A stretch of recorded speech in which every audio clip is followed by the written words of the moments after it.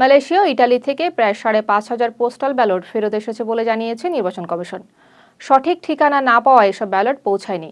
EC বলছে postal ব্যালটে কারচুপির সুযোগ নেই। ফেস ডিটেকশন প্রস্তুতি ব্যবহারের কথা উল্লেখ করেন কমিশনার সানাউল্লাহ। সামাজিক মাধ্যমে বিভ্রান্তি না হওয়ার আহ্বান জানানো হয়।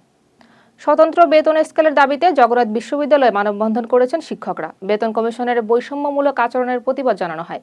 শিক্ষক নেতারা বলেন, পার্শ্ববর্তী দেশের তুলনায় বাংলাদেশে বিশ্ববিদ্যালয়ের শিক্ষকরা পিছিয়ে পড়েছে। সরকারের কাছে দ্রুত সংস্কারের দাবি জানান তারা। দাবি আদায় না হলে আন্দোলন চালিয়ে যাওয়ার ঘোষণা দেওয়া হয়। ঝিনাইদহ সেনাবাহিনীর অভিযানে রুবেল হোসেন নামে এক ব্যক্তিকে গ্রেপ্তার করা হয়েছে। সোমবার ভোরে সদর উপজেলার উদয়পুর এলাকায় গোয়েন্দা তথ্যের ভিত্তিতে অভিযান চালানো হয়। এ সময় জুলাই আন্দোলনের সময় থানা থেকে লুট হওয়া একটি টিয়ার শেল, একটি সাউন্ড গ্রেনেড ও একটি ককটেল উদ্ধার করা হয়।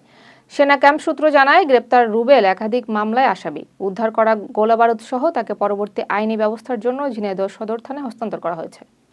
চট্টগ্রামের মিরসরাই এলপিজি সিলিন্ডারবাহী ট্রাক উল্টে এক দৃষ্টি প্রতিবন্ধী ভিক্ষুক নিহত হয়েছেন। ঘটনাটি ঢাকা-চট্টগ্রাম মহাসড়কে ঘটে। নিহতের নাম আব্দুর রহমান। দুর্ঘটনায় চালক ও তার সহকারী গুরুতর আহত হন। পুলিশ তদন্ত শুরু করেছে।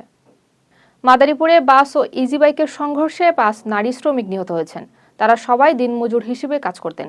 নিহতদের পরিবারগুলো চরম দারিদ্র্যের মধ্যে রয়েছে। দাফনের খরচ জোগাতে স্থানীয়রা চাঁদা তুলছেন। ঘটনাটি এলাকায় শোকের ছায়া ফেলেছে।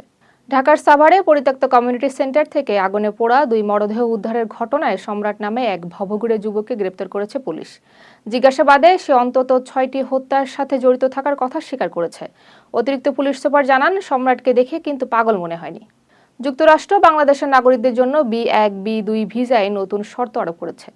আগামী ২১শে জানুয়ারি থেকে এই শর্ত কার্যকর হবে। ভিসা অনুমোদনের পর সর্বোচ্চ $১৫,০০০ বন্ড জমা দিতে হবে।